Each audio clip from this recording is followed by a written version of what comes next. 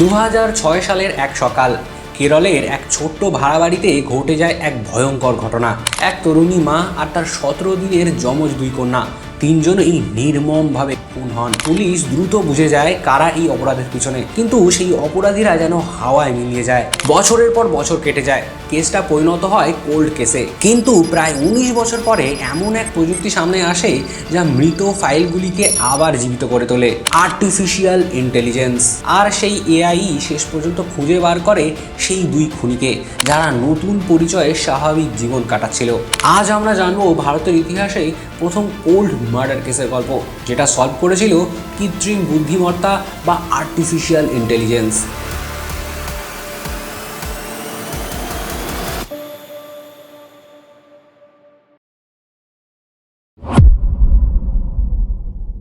দু সালে 10ই ফেব্রুয়ারি, সময় প্রায় সকাল 11:30।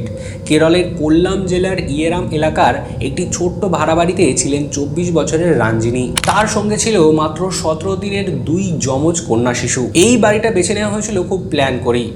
তাদের আসল বাড়ি আলায়ামান থেকে অনেক দূরে, যাতে প্রতিবেশীদের চোখে না পড়ে রাঞ্জিনী একজন অবিবাহিত মা। সকালের দিকে সেই বাড়িতে আসে এক পরিচিত লোক, রাজেশ। তবে রাঞ্জিনীর পরিবারের কাছে সে পরিচিত ছিল অন্য নামে, অনিল কুমার। কিছুদিন আগেই রাজেশের সাথে এই পরিবারের যোগাযোগ হয়। যখন তিরুবনন্তপুরমের এসএটি হাসপাতালে রাঞ্জিনীর সিজারিয়ান অপারেশন হচ্ছিল, তখন সে সাহায্যের কথা বলে কাছে আসে। রক্তের প্রয়োজন আছে কিনা, হাসপাতালে কোনো সমস্যা হচ্ছে কিনা, এইসব জিজ্ঞাসা করতে করতেই ধীরে ধীরে পরিবারের বিশ্বাস অর্জন করে। পরে সেই রাঞ্জিনী আর তার মা শান্তাম্মাকে এই ভাড়া বাড়িটা খুঁজে দেয়। ফলে বাড়িতে তার যাতায়াত ছিল একেবারে স্বাভাবিক। সেদিন সকালেও সে স্বাভাবিকভাবেই আসে। কিছুক্ষণ গল্প করার পর সে শান্তাম্মাকে একটা কথা বলে, বাচ্চাদের জন্মের কিছু কাগজপত্র আছে, পঞ্চায়েত অফিসে জমা দিতে হবে, এখনই দিলে ভালো হয়। নবজাতক শিশুদের জন্ম সংক্রান্ত কাগজপত্র, এটা খুবই গুরুত্বপূর্ণ মনে হয়েছিল শান্তাম্মার কাছে। তাই তিনি কোনো সন্দেহ না করেই দ্রুত পঞ্চায়েতের দিকে রওনা দেন। কিন্তু শান্তাম্মা জানতেন না এই কথাটাই ছিল একটা পরিকল্পনার অংশ। কারণ সেই সময় থেকে বাড়িতে থাকবে মাত্র 3 জন, রাঞ্জিনী, তার 2 নবজাতক শিশু এবং রাজেশ। আর এই অল্প সময়ের ব্যবধানেই ঘটানো হয় সেই নির্মম হত্যাকাণ্ড। রাঞ্জিনী তখন ড্রয়িং রুমে ছিলেন। হঠাৎ আক্রমণ করা হয় তাকে। একটা ধারালো অস্ত্র দিয়ে গলা এবং ঘাড়ে একের পর এক গভীর আঘাত করা হয়। মুহূর্তের মধ্যেই ঘরটা রক্তে ভরে যায়। তারপর খুনির চোখ যায় 2 শিশুর দিকে। বিছানায় পাশাপাশি শুয়েছিল মাত্র 17 দিনের 2 যমজ মেয়ে। তারা কিছুই বুঝতে পারেনি, কোনো প্রতিরোধ করার শক্তিও ছিল না। নির্দয়ভাবে তাদের গলাও কেটে দেওয়া হয়। এর কিছু সময় পর দুপুরের দিকে শান্তাম্মা পঞ্চায়েত অফিস থেকে বাড়িতে ফিরে আসেন। বাড়ির দরজা খুলতেই তিনি বুঝতে পারেন কিছু একটা অস্বাভাবিক। ভেতরে ঢুকেই চোখের সামনে যে দৃশ্যটা দেখেন, সেটা কোনো মা কখনো কল্পনাও করতে পারবে না। ড্রয়িং রুমে পড়ে আছে তার মেয়ের রক্তাক্ত দেহ, আর ভেতরের ঘরে বিছানায় পড়ে আছে তার 2 রক্তাক্ত নাতনি। তাদের মুখে পিঁপড়ে হেঁটে বেড়াচ্ছে। সেই দৃশ্য দেখে আতঙ্কে শান্তাম্মা চিৎকার করে ওঠেন। তার চিৎকারে আশেপাশের কিছু প্রতিবেশীরা ছুটে আসেন। ওয়ার্ড মেম্বার সহ কয়েকজন প্রতিবেশী দ্রুত বাড়ির ভেতরে ঢোকেন। আর তারপরে সবাই বুঝতে পারে এটা শুধু একটা সাধারণ খুন নয়, এটা একটা ভয়াবহ ট্রিপল মার্ডারের কেস। কিন্তু সেই মুহূর্তে সব থেকে বড় প্রশ্ন ছিল কেন একজন 24 বছরের তরুণী মা আর তার 17 দিনের 2 যমজ শিশু কন্যাকে এমন নির্মমভাবে হত্যা করা হলো। তদন্তে নেমে পুলিশ এই কেসের মোটিভ খুঁজতে থাকে। তদন্ত যত এগোতে থাকে ততই সামনে আসতে থাকে এক জটিল সম্পর্কের গল্প। সামনে আসে দিভিল কুমার। রাঞ্জিনী আর দিভিল কুমার দুজনেই ছিল একই গ্রামের বাসিন্দা। কেরলের কোল্লাম জেলার আলায়ামান গ্রামে পাশাপাশি বাড়িতেই বড় হয়েছে তারা। সময়ের সাথে সাথে সেই পরিচয় বদলে যায় প্রেমে। কিন্তু সেই সম্পর্কের পরিণতি একসময় ভয়ঙ্কর দিকে মোড় নেয়। 2005 সালের শেষের দিকে রাঞ্জিনী জানতে পারেন তিনি গর্ভবতী। এই খবর শুনে দিভিলের প্রতিক্রিয়া ছিল সম্পূর্ণ উল্টো। তখন দিভিলের বয়স প্রায় 28 বছর এবং সে ভারতীয় সেনাবাহিনীতে কর্মরত। তার পোস্টিং ছিল পাঞ্জাবের পাঠানকোটের সেনা ক্যাম্পে। গর্ভধারণের খবর পাওয়ার পর সে রাঞ্জিনীকে বারবার গর্ভপাত করানোর জন্য চাপ দিতে থাকে। কিন্তু রাঞ্জিনী সেই প্রস্তাবে রাজি হননি। তিনি সিদ্ধান্ত নেন যাই হয়ে যাক তিনি সন্তানের জন্ম দেবেনি। এই সিদ্ধান্তই দিভিল কুমারকে ধীরে ধীরে দূরে সরিয়ে দেয়। সে সম্পর্ক অস্বীকার করতে থাকে এবং পাঠানকোট সেনা ক্যাম্পে ফিরে যায়। 24শে জানুয়ারি 2006 তিরুবনন্তপুরমের এসএটি হাসপাতালে সিজারিয়ান অপারেশনের মাধ্যমে রঞ্জিনী জন্ম দেন যমজ 2 কন্যা সন্তানের। এই সময় তার পাশে ছিল শুধু তার মা শান্তাম্মা। দিভিল কোথাও ছিল না। শিশুদের জন্মের পর পরিস্থিতি আরো জটিল হয়ে ওঠে। দিভিল এবং তার পরিবার সরাসরি রঞ্জিনীর চরিত্র নিয়ে প্রশ্ন তুলতে শুরু করে। তারা বলতে থাকে এই সন্তানের বাবা দিভিল কুমার কখনোই নয়। এই অপমান আর অস্বীকারের বিরুদ্ধে রঞ্জিনী তখন একটা কঠিন সিদ্ধান্ত নেয়। তিনি যান কেরল স্টেট উইমেন্স কমিশনে, যেখানে তিনি অফিসিয়ালভাবে অভিযোগ দায়ের করেন যে তার সন্তানের পিতৃত্ব প্রমাণ করতে হবে এবং দিভিলকে তার দায়িত্ব নিতে বাধ্য করতে হবে। কমিশন বিষয়টিকে গুরুত্ব দিয়ে দ্রুত পদক্ষেপ নেয়। দিভিল কুমারকে ডিএনএ টেস্ট করার নির্দেশ দেওয়া হয় এবং তাকে নোটিশ পাঠানো হয় যাতে সে দ্রুত পাঠানকোট সেনা ক্যাম্প থেকে ফিরে পরীক্ষার সম্মুখীন হন। আর এই সিদ্ধান্তটাই পুরো ঘটনার মোড় বদলে দিয়েছিল, কারণ যদি ডিএনএ টেস্টে সত্যিটা প্রকাশ পেত তাহলে সব কিছু বদলে যেত। দিভিলকে আইনের সামনে স্বীকার করতে হতো সেই 2 শিশুর বাবা। তাকে সন্তানের দায়িত্ব নিতে হতো, আর সামরিক কেরিয়ার, সামাজিক সম্মান এবং ভবিষ্যৎ বিয়ে সবই বিপদের মুখে পড়ে যেত। তাই দিভিল এই পরীক্ষাকে যে কোনো মূল্যে এড়াতে চেয়েছিলেন। ঠিক সেই সময় তার পাশে দাঁড়ায় তারই এক সেনা সহকর্মী রাজেশ। দুজনেই তখন জানুয়ারি 2006-এ ছুটিতে আসেন। এই সময় তারা ধীরে ধীরে একটি পরিকল্পনা তৈরি করতে শুরু করেন। রাজেশের ভূমিকা ছিল এই পরিকল্পনার সবচেয়ে গুরুত্বপূর্ণ অংশ।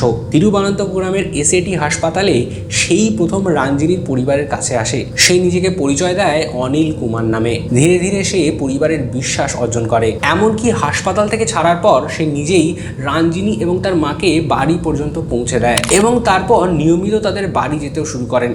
সে বলতো সে নাকি দিভিলকে খুঁজে বার করবে এবং রঞ্জিনীকে বিয়ে করতে বাধ্য করবে। এই সব কথা শুনে রঞ্জিনীর পরিবার তার উপর পুরোপুরি ভরসা করতে শুরু করে।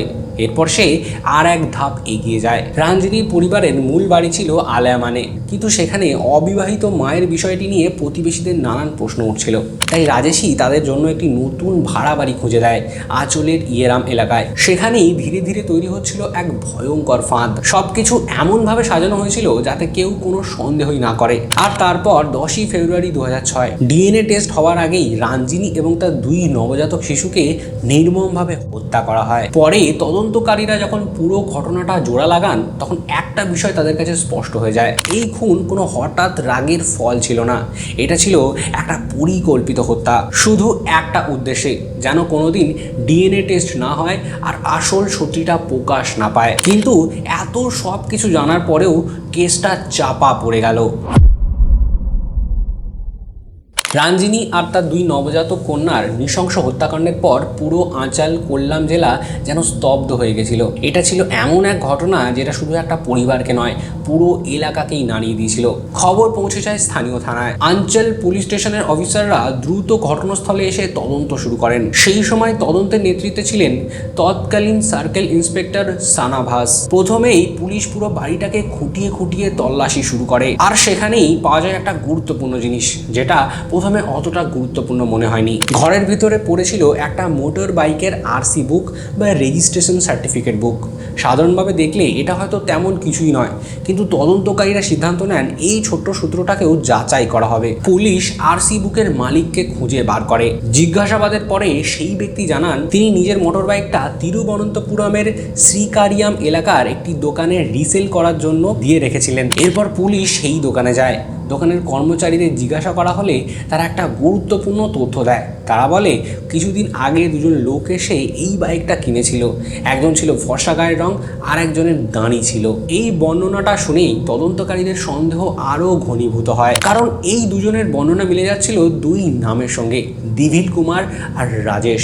আরসি বুকের সূত্র ধরে পুলিশ যখন আরও গভীরে যায় তখন তারা জানতে পারে এই 2 জনই আসলে ভারতীয় সেনাবাহিনীর সদস্য এবং তাদের পোস্টিং ছিল পাঞ্জাবের পাঠানকোটের 45 AD রেজিমেন্ট ইউনিটে। এই তথ্য পাওয়ার পর তদন্ত যেন সরাসরি কেরল থেকে গিয়ে পৌঁছে যায় পাঠানকোটের সেনা ক্যাম্পে। কিন্তু এখানেই শেষ নয়, তদন্তের সময় আরও কিছু ছোট ছোট সূত্র মেলে। প্রতিবেশীদের কয়েকজন জানান খুনের দিন দুপুরে তার একটা 2 চাকার গাড়িকে জোরে ছুটে চলে যাওয়ার শব্দ শুনেছিলেন। এছাড়াও পুলিশের হাতে আসে একটা গুরুত্বপূর্ণ তথ্য, রাজেশ যে নিজেকে অনিল কুমার বলে পরিচয় দিয়েছিল, সে খুনের দিন তিরুবনন্তপুরমের উল্লুর কেশাভারাসাপুরম রোডের কাছে একটি এটিএম থেকে টাকা তুলেছিল।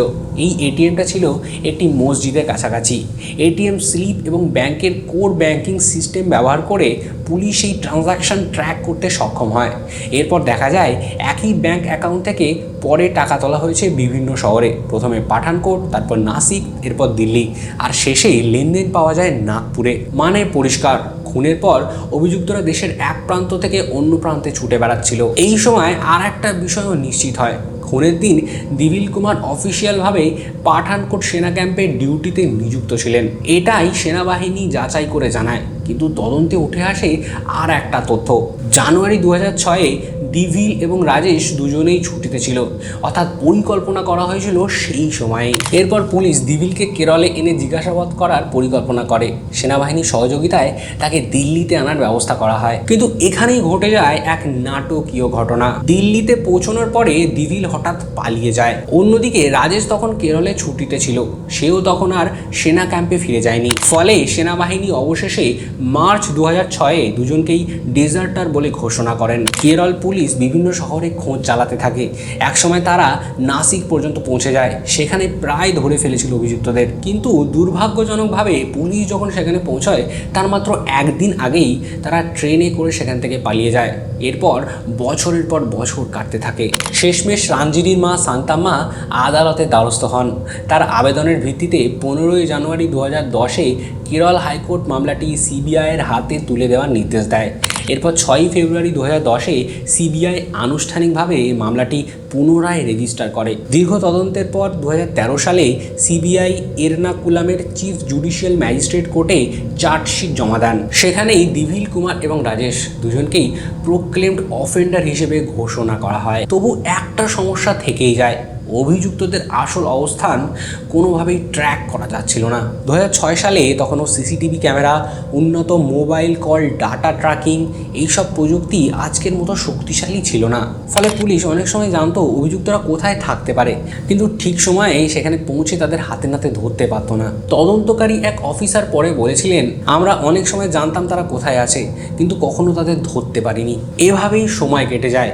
একটা ভয়াবহ ট্রিপল মার্ডার কেস, যেখানে পুলিশ অভিযুক্তদের নামও জানে, তাদের পরিকল্পনাও জানে, কিন্তু তাদের কোনো ক্রমেই হাতে নাতে ধরতে পারছিল না। ধীরে ধীরে মামলাটা পরিণত হয় এক কোল্ড কেসে, আর সেই কোল্ড কেস পুরো 19 বছর ধরে অমীমাংসিতই থেকে যায়। কিন্তু প্রযুক্তির এক নতুন যুগ শুরু হওয়ার পর এই মামলার গল্প সম্পূর্ণ এক নতুন দিকে মোড় নিতে চলেছিল।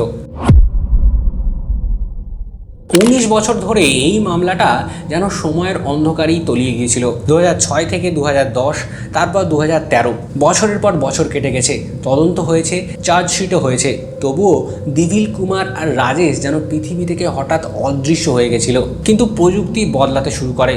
অবশেষে 2023 সালে পুলিশ একটা নতুন উদ্যোগ নেয়। তারা সিদ্ধান্ত নেয় পুরনো কোল্ড কেসগুলোতে আর্টিফিশিয়াল ইন্টেলিজেন্স ব্যবহার করা হবে। এই প্রকল্পের দায়িত্ব নেয় কেরল পুলিশের টেকনিক্যাল ইন্টেলিজেন্স উইং, যারা সাইবার ডোম, স্পেশাল ব্রাঞ্চ এবং ডিজিটাল ইন্টেলিজেন্সের ইউনিটের সহায়তায় পুরনো মামলাগুলো আবার নতুন করে বিশ্লেষণ করতে শুরু করে। এই সময় আবার সামনে আসে রাঞ্জিনী ট্রিপল মার্ডার কেস। প্রায় 2 দশক পুরনো এই মামলাটি আবার নতুন করে খোলা হয়। ডিসেম্বর 2024-এ এই কেস নিয়ে এআই বিশ্লেষণ শুরু হয়। তদন্তকারীরা প্রথমেই একটি গুরুত্বপূর্ণ সিদ্ধান্ত নেন। তারা 2006 সালের দিভিল কুমার এবং রাজেশের সব পুরনো ছবিগুলো সংগ্রহ করেন। এই ছবিগুলো সব এআই সিস্টেমে আপলোড করা হয়। তারপর শুরু হয় এক অত্যাধুনিক প্রক্রিয়া, এজ প্রোগ্রেশন অ্যানালিসিস। এআই প্রযুক্তি ব্যবহার করে কম্পিউটারকে বলা হয়, যদি এই দুই ব্যক্তি 19 বছর ধরে বেঁচে থাকে তাহলে আজ তাদের চেহারা কেমন হতে পারে।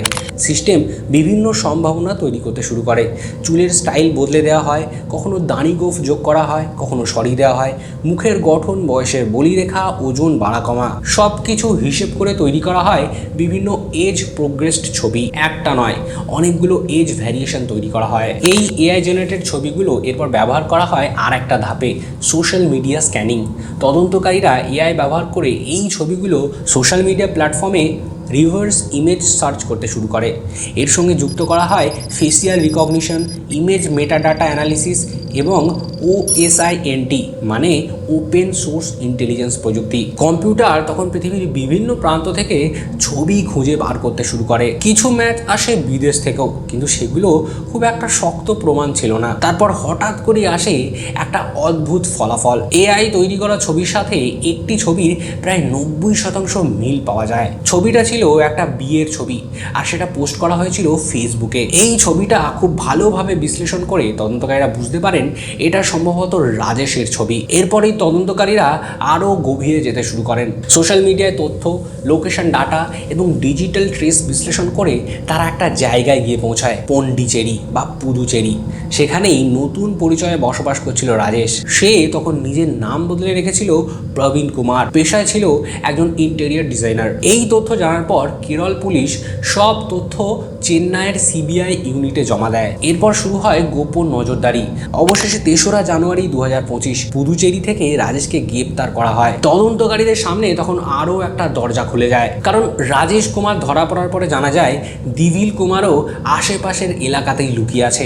রাজেশের দেওয়া তথ্যের উপরে ভিত্তি করে দ্রুতই দিভিল কুমারও গ্রেপ্তার হন। অবিশ্বাস্য হলেও সত্যি, এই দুজন গত 19 বছর ধরে একটা নতুন পরিচয়ে সম্পূর্ণ এক অন্য জীবন কাটাচ্ছিল। দুজনেই বিয়ে করেছিল স্কুল শিক্ষিকাদের। পুদুচেরিতে তারা নিজের সম্পত্তিও কিনেছিল এবং নিজের নাম পরিচয় সম্পূর্ণ বদলে ফেলেছিল। আশেপাশের কেউই জানতো না এই শান্ত স্বাভাবিক জীবনের পিছনে লুকিয়ে আছে এক ভয়ঙ্কর অতীত। এইভাবেই শেষ হয় 19 বছরের লুকিয়ে থাকার গল্প। একটা খুন যেটাকে প্রায় অনেকেই ভুলে গেছিল, একটা কেস যেটা প্রায় 19 বছর ধরে অমীমাংসিত ছিল, সেটা হঠাৎ সলভ করে দেয় আর্টিফিশিয়াল ইন্টেলিজেন্স। আর এই কারণেই এই মামলাকে বলা হয় ভারতের ইতিহাসে প্রথম এমন কোল্ড মার্ডার কেস যেখানে AI এজ প্রোগ্রেশন এবং সোশ্যাল মিডিয়া ম্যাচিং ব্যবহার করে 19 বছরের পর অভিযুক্তদের ধরা হয়েছে। গ্রেপ্তারের পর তাদের ভয়াবহ অতীত জেনে তাদের পরিবার এবং প্রতিবেশীরা সম্পূর্ণ বিস্মিত হয়ে যান। গ্রেপ্তারের পরদিনই 4 জানুয়ারি 2025 দুজনকে কেরলের এর্নাকুলামের চিফ জুডিশিয়াল ম্যাজিস্ট্রেটের কোর্টে হাজির করা হয়। আদালত তাদের জুডিশিয়াল কাস্টাডিতে পাঠায়। প্রথম পর্যায়ে 18 জানুয়ারি 2025 পর্যন্ত রিমান্ড দেওয়া হয়।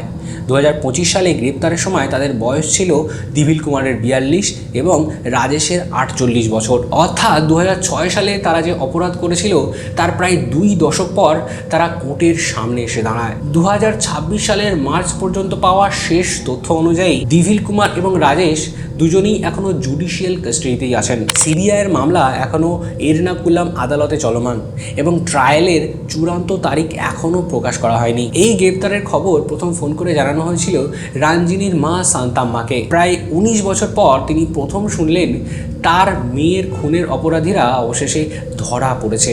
2 দশক ধরে যে অপরাধীরা পারফেক্ট এসকেপের প্ল্যান করেছিল, তাদের সেই প্ল্যান অবশেষে ভেঙে দেয় আর্টিফিশিয়াল ইন্টেলিজেন্স। এই কেস প্রমাণ করে সময় যতই পেরিয়ে যাক, সত্য একদিন না একদিন সামনে আসবেই। আর এখন সেই সত্য খুঁজে বার করার পক্ষে সবথেকে বড় সহায়ক হয়ে উঠেছে AI বা কৃত্রিম বুদ্ধিমত্তা বা আর্টিফিশিয়াল ইন্টেলিজেন্স। এই কেস নিয়ে আপনার কি মতামত কমেন্টে জানান।